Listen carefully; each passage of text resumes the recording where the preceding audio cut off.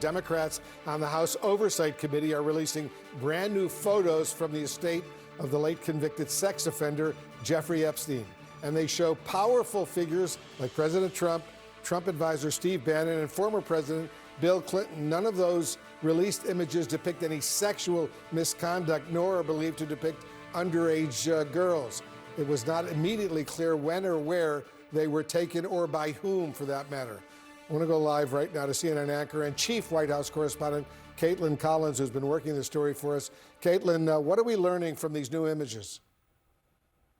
Well, this is some reporting I've done with my colleague Annie Grayer, and basically what we're getting and what we're seeing being released today are photos from the Democrats on the House Oversight Committee. It's from Jeffrey Epstein's estate, which has been turning over emails and other records of his from his life. This latest production is over 95,000 photos that he had on his computer, on his email server. And basically what they do, Wolf, is just reinforce and shed new light on the extent of the many powerful people that were in Jeffrey Epstein's orbit. I mean, you can see this when you look through these pictures, and they're available to scroll through in our story on CNN.com right now. And there are people including the current president, President Trump, former President Bill Clinton, Steve Bannon, Bill Gates, Richard Branson, a lot of these people that we knew had been linked to Jeffrey Epstein in the past, Wolf. But basically, this is just showing new angles of those relationships. And they're incredibly personal photos in some of them, and others, they're a bit silly. Some, it's kind of hard to even explain what you're looking at. We've published the ones that we've been able to online, though, and basically they just show all the high and powerful people in his orbit. Well, there's one where it's got Bill Clinton with Epstein. There's one that includes Steve Bannon, who, as you remember, was a huge advisor to President Trump from his 2016 campaign and also worked for him in the White House. And they're just really remarkable images showing what Jeffrey Epstein's life was like before he became ensnared in all of this trouble, and when he was eventually, of course, charged and indicted for sex trafficking young underage women.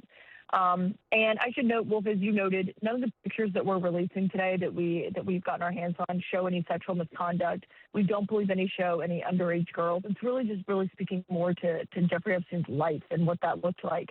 And lawyers for his estate basically told the committee that they had photos, they have videos that were taken at any property that was owned, rented, operated, or used by Jeffrey Epstein for about 30 years. So that just kind of tells you the span of what you're looking at here, as Jeffrey Epstein was surrounding himself with a lot of powerful people, which, of course, we now know also helped insulate him at times from the crimes he was committing. Let's go live right now to our senior reporter, Annie Grayer, who's working the story for us. What are we learning, first of all, Annie, from these new images, and what are lawmakers saying about all of this?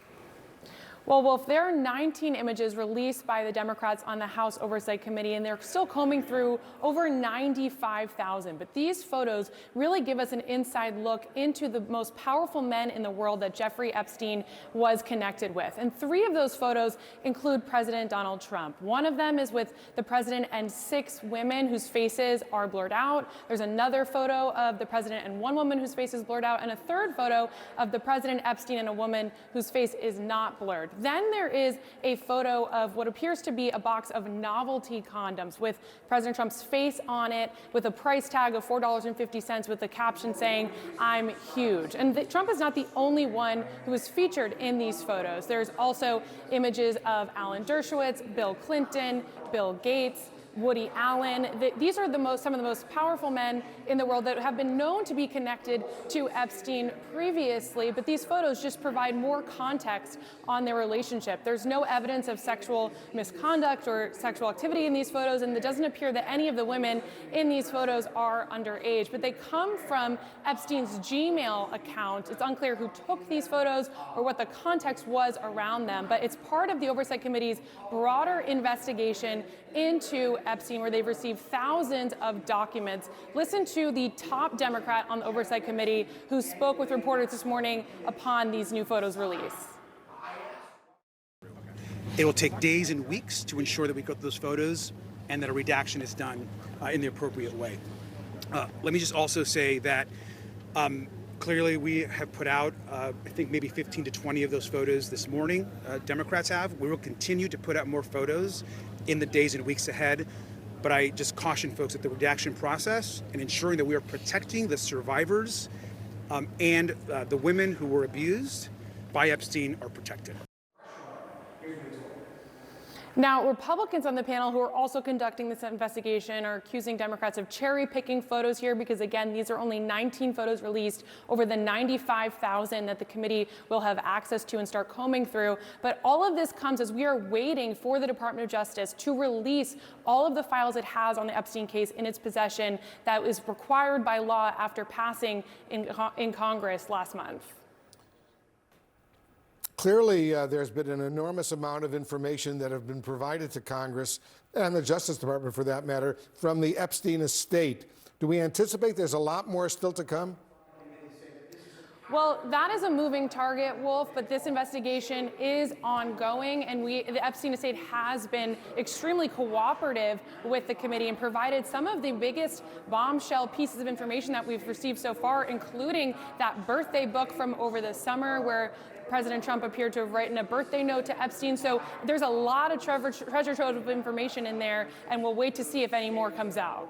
Republican Congressman Thomas Massie of Kentucky is speaking about the decision to release that and to release more documents. He's in favor of releasing more of the Epstein files. Listen to this.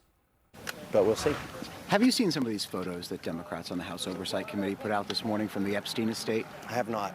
Generally, the DOJ is on the clock. They have less or just about a week to comply with your law and release the files. Do you have faith that the Department of Justice will do that and comply with the law?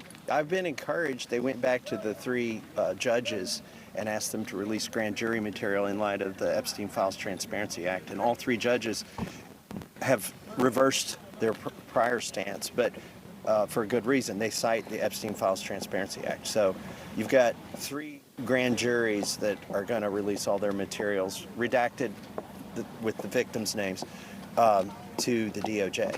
So it's a good sign that the DOJ went back and asked for that grand jury material. If DOJ doesn't release the files it has by next Friday, is there anything Congress can do to compel that to happen? Well, I mean, it's a crime if they don't. It's not like they're in contempt of Congress because they didn't respond to a subpoena. This is a new law with, criminal implications if they don't follow it.